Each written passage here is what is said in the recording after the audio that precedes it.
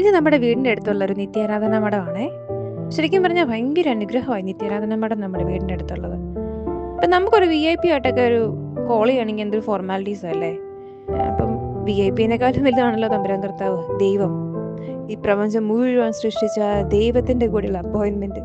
ഒരു ബുക്കിങ്ങും വേണ്ട, ഫ്രീ ആയിട്ട് പോയിരിക്കാം. സർവശക്തനായ ദൈവത്തിൻ്റെ കൂടെ ഇരിക്കാൻ പറ്റുന്ന മനോഹരമായ നിമിഷങ്ങളാണ് ആരാധനയുടെ നിമിഷങ്ങൾ. നമ്മുടെ പ്രശ്നങ്ങൾ എത്ര വലുതാവട്ടെ, എന്ത് സങ്കീർണം പിടിച്ചതാവട്ടെ, എല്ലാത്തിൻ്റെയും സൊല്യൂഷൻ. ശരിക്കും പറഞ്ഞാൽ ഒരു കൗൺസിലിങ്ങിൻ്റെ ആവശ്യമില്ല. നമ്മുടെ മനസ്പ്രയാസങ്ങളൊക്കെ മാറ്റാൻ ഈ ഒരു പ്രസൻസിൽ അങ്ങ് പോയിരുന്നാൽ മതി. സാന്നിധ്യം കൊണ്ട് സൗഖ്യപ്പെടുത്താൻ പറ്റുന്നത് കർത്താവിന് മാത്രം കേട്ടോ. അതുപോലെ തന്നെ നമ്മുടെ മനപ്രയാസങ്ങൾ, വിഷമങ്ങൾ, ആരോടും പറയാത്ത കാര്യങ്ങളും വിഷമങ്ങളും ഒക്കെ അറിയാവുന്ന ആളാണ് നമ്മുടെ ഈശോ.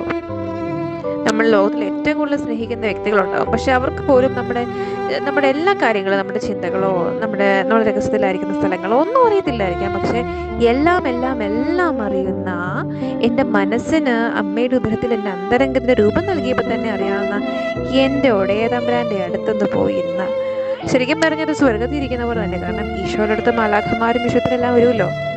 സ്വർഗത്തിൻ്റെ കൂടെ ആയിരിക്കുന്ന മനോഹര നിമിഷമാണ് ആരാധനയുടെ നിമിഷം. ഈശോയെ കണ്ടിട്ടുണ്ടോ എന്ന് ചോദിച്ചാൽ കണ്ടിട്ടില്ലെന്ന് പറയില്ല കേട്ടോ. ജീവനുള്ള ഈശോയെ നമ്മുടെ ഈ കണ്ണുകൊണ്ട് കാണുന്നത്. നാം വിളിച്ചപേക്ഷിക്കുമ്പോഴെല്ലാം ദൈവം ഇത്ര സമീപസ്ഥനായ വേറെ ഏതു ശ്രേഷ്ഠ ജനതയാണുള്ളത്.